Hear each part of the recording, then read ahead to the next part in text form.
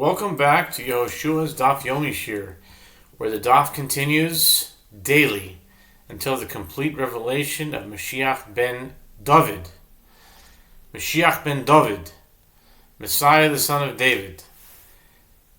74, in the name of 74.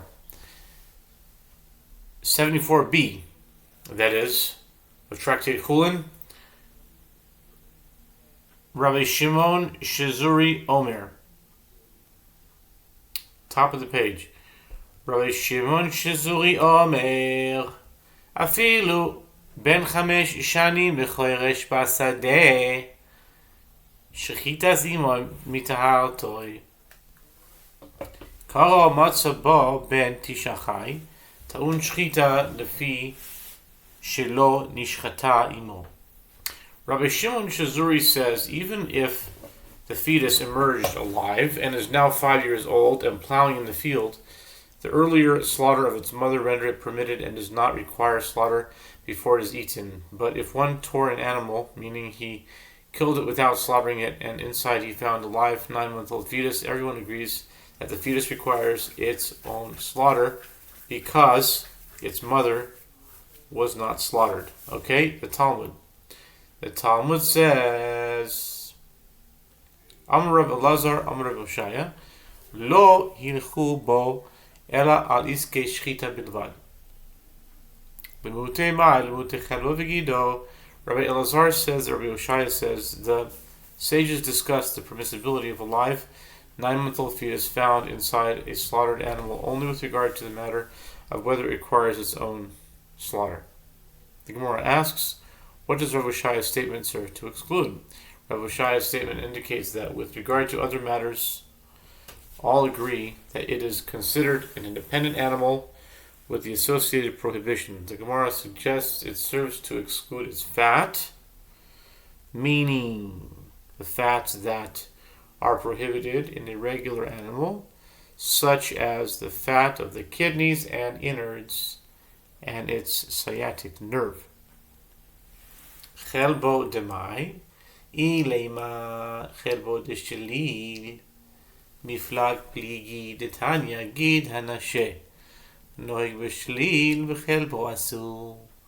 Divrei Rabbi Meir, Rabbi Yehuda Omer, eino noeg b'shelil v'chelbo mutar, ve'amar Rabbi Elazar, amar Rabbi Yehoshua, machloikes, ben tishachai, ve'halach Rabbi Meir l'shitato, Rabbi Yehuda l'shitato. The Gemara asks, the fat of which part? If we say that this is referring to the fat of the fetus, that is difficult because the sages disagree as to whether or not it is permitted, as it is taught in the Braita, the prohibition of the sciatic nerve applies to a fetus, and its fat is prohibited. This is the statement of Rabbi Meir.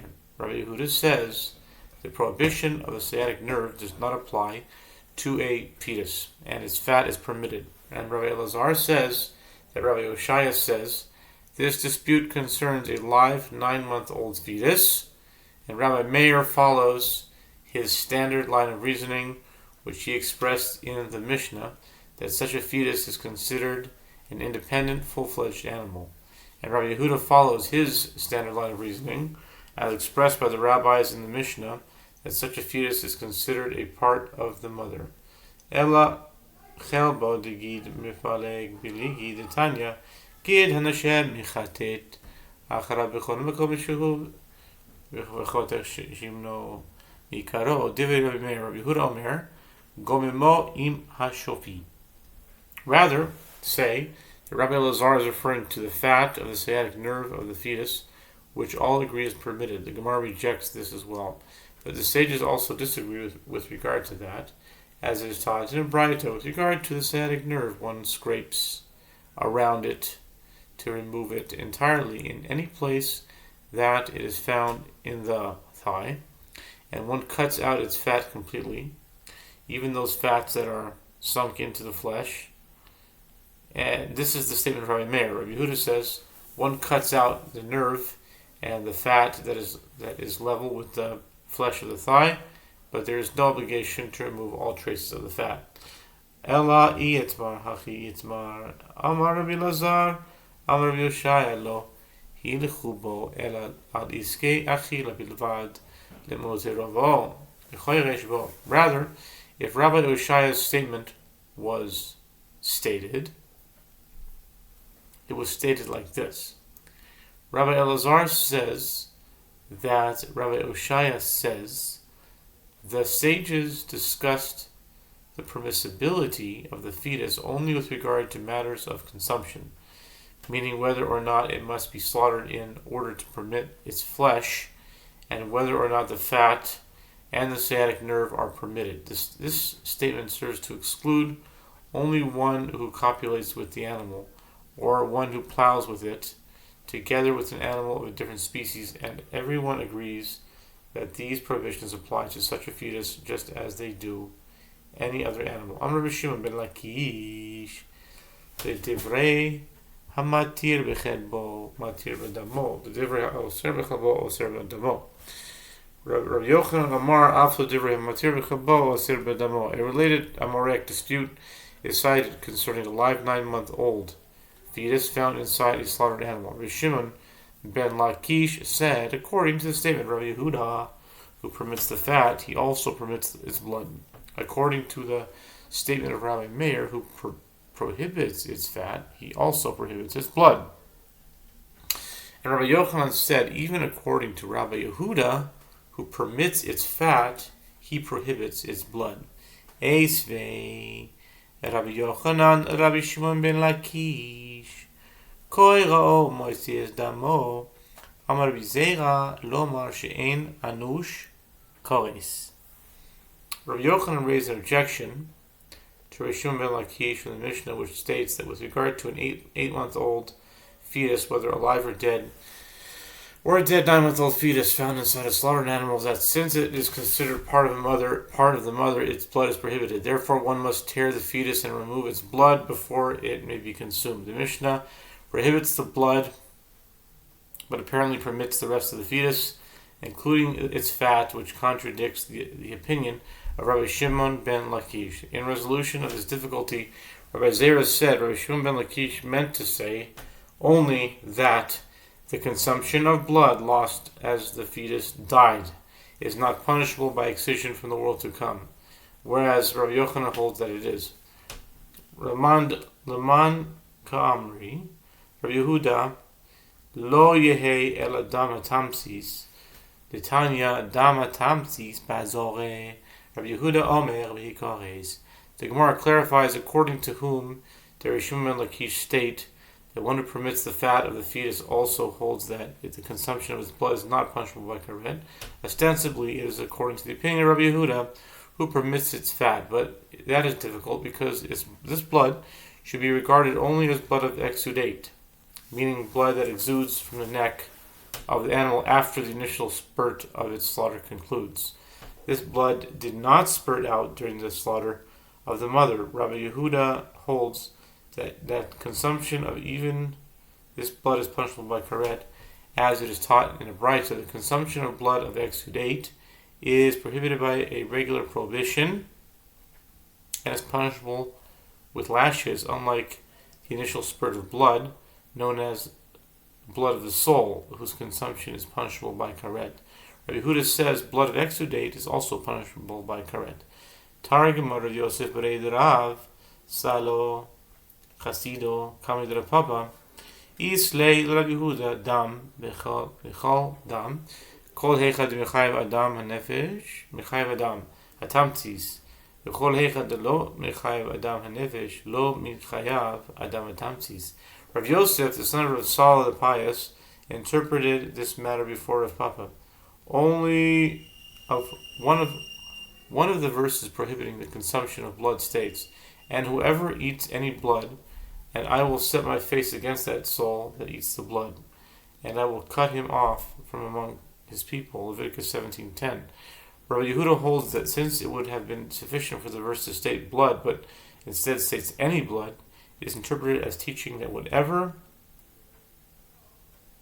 one is liable for karet, for the consumption of blood of the soul, meaning the initial spurt of the slaughter, as is the halacha with regard to the regular animal, one is also liable for karet for the consumption of blood, the exudate, meaning the rest of the blood.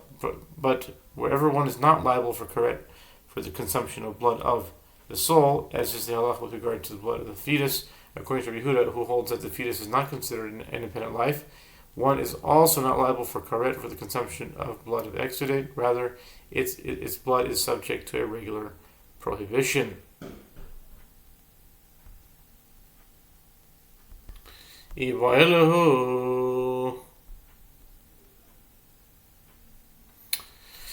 Mahu livdos ben pekua liba derbi me'ador tibailach tikevin damar taun shchita sema aliyahu. A dilemma was raised before the sages. What is the halacha with regard to redeeming a firstborn donkey with a ben pekua?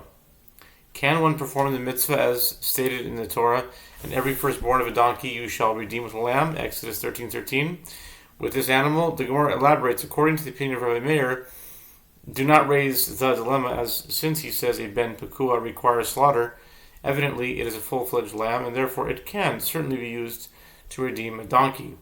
Kiti boy lachalib derabanan dam ishchitas imoy mitarto mai kevinam ishchitas imoy mitarto kivsro di bedikulo hu oidilma kevan derahit ve'azil verahit asi se. When should you raise the dilemma? Raise it according to the opinion of the rabbis, as they say that the slaughter of its mother renders it permitted. What is the halacha in this case? Does one say that since the rabbis say that the slaughter of its mother renders it permitted, it is apparent that despite it being physically alive, it ben pekua is halachically regarded like meat placed in a pot, which cannot be used to redeem a donkey? See Bechorah 12a, or perhaps since the animal is running back and forth, meaning it is alive, we can call it a lamb, and it can be used. Marzutra Amar Ein Podin, Rav Ashi Amar Podin. Marzutra says one cannot redeem a donkey with this lamb, and Rav Ashi says one can redeem it. Amar Le Rav Ashi Le Marzutra Mai Datach Digamart Se Mipsachim. Rav Ashi said to Marzutra, what is the reason for your opinion? Is it because you derive the halachot of redeeming a firstborn donkey from paschal offerings by means of a verbal analogy between the term lamb, Exodus 13:13, written concerning a firstborn donkey and lamb, Exodus 12:5, written concerning a paschal offering, and a ben pekua is unfit for sacrifice as a paschal offering? I malehalan zachar tamim, uben shana afkan zachar tamim, uben shana tivde riba.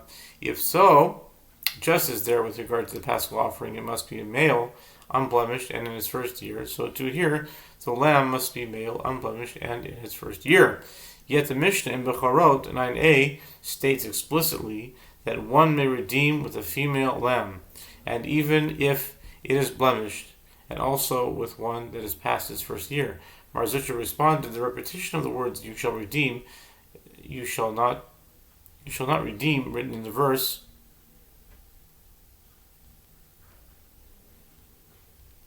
Tivdeh, you shall redeem, written in the verse, and every firstborn of a donkey you shall redeem with a lamb. If you shall not redeem it, then you shall break its neck. Exodus 13:13. Indeed, a lamb that does not fulfill, included a lamb that does not fulfill these criteria. Tivdeh riba afilu kol mile nami imkein se mai ahani lach. Rav Ashi responds, if the repetition of you shall redeem, you shall not redeem. I don't know why it says not redeem. You see, you shall redeem, tivdeh. I don't know why the commentary says not redeem, okay? Serves to amplify, then it should even amplify all other types of lambs, including a ben pekua, meaning they should also be included in the category of those that are fit for redemption. Marzutra answers, if that was so, what purpose would the verbal analogy of lamb serve? Rather, the repetition of you shall redeem serves to include all types of lambs, but the verbal analogy still serves to include a ben pekua. Iboilahu.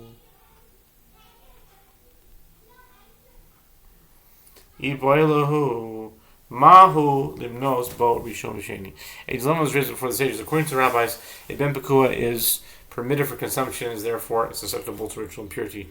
If the ben pekua was still inside the slaughtered mother and the body of the mother came in contact with a primary source of ritual impurity, what is the halacha with regard to counting the mother as having first degree impurity and the ben pekua as having second degree ritual impurity? If the fetus is considered independent of the mother, it is rendered impure only through its contact with the mother, and so would have second degree impurity. But if it is considered part of the mother, it would have the same first degree impurity as the mother. Rabbi Yochanan Amar Monin Ba Rishon V'Sheni. Rabbi Shimon ben Lakish Amar Ein Monin Ba Rishon V'Sheni. Nase Egos Hamit Kashkesh Beklipato. Rabbi Yochanan says one counts the mother as having first degree impurity and the ben pekua as having second degree impurity. Rabbi Shimon ben Lakish says one does not count the mother as having first degree impurity and the ben pekua as having second degree impurity. Rather, the fetus has first degree impurity like its mother, as it is considered like a nut rattling in its shell. This is considered a single entity, such that if impurity touches the shell, both the nut and the shell are rendered impure with the same degree of impurity.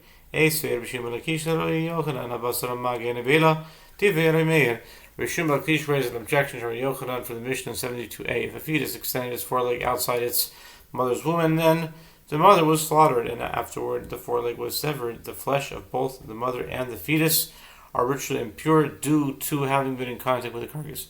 Since the foreleg was not permitted through an act of slaughter, it is regarded as a carcass with the associated ritual impurity.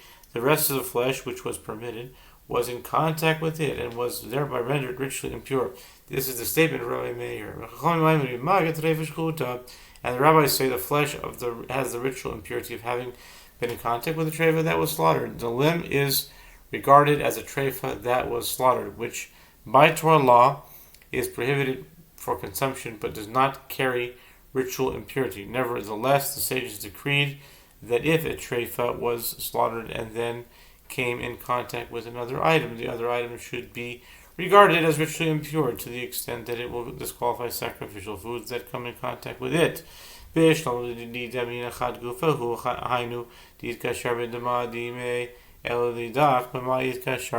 ben Lakish explains his objection. Granted, according to my opinion, as I say, that the mother and fetus together are one entity, that is why the flesh of the fetus is rendered susceptible to ritual impurity through the blood of its mother that spilled onto the body of the mother. When the blood from the mother's slaughter renders the mother susceptible to impurity, the fetus is also rendered susceptible to impurity, as it is considered part of the mother. But according to your opinion that the fetus is an independent entity, through what means is it rendered susceptible to contracting impurity from its foreleg? Amrle b'shchita u'cherabi Shimon.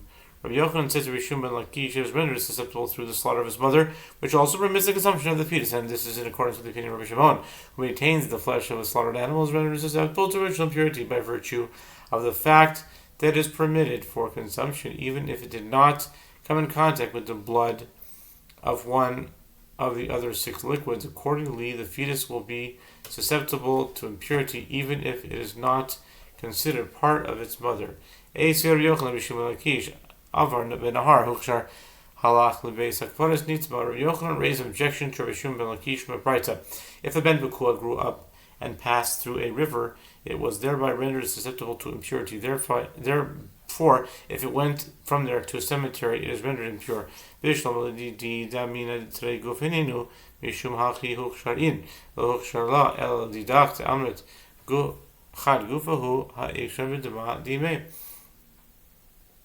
Rabbi Yochanan explains his objection. Granted, according to my opinion, as I say, that the mother and fetus are 2 entities. It is due to that reason that only if the ben pekua itself has been rendered susceptible to impurity by coming in contact with the water of the river, yes, it can be rendered impure upon entering a cemetery. Whereas, if it has not been rendered susceptible to impurity through these waters, no, it does not become impure when it enters a cemetery. But according to your opinion, in which you said that the mother and fetus together are one entity, why is it necessary for it to pass through a river?